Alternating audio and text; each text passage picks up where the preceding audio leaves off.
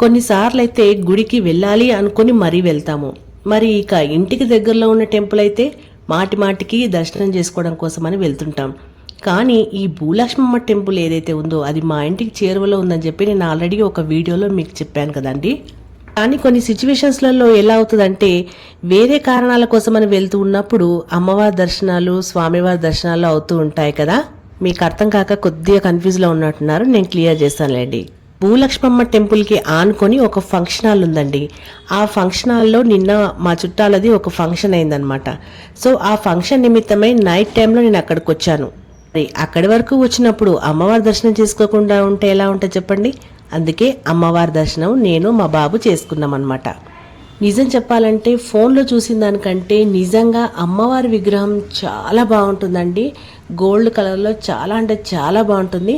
చూడడానికి 2 కళ్ళు సరిపోవు అనమాట, అంత బాగుంటుంది అమ్మవారు. ఇంకేంటి ఆలస్యం, అమ్మవారి దర్శనం చేసుకొని అమ్మవారికి ఒక లైక్ కొట్టేసి జై భవానీ అంటూ కామెంట్ చేసేయండి. అలాగే మన ఛానల్ని సబ్స్క్రైబ్ చేసుకొని నాకు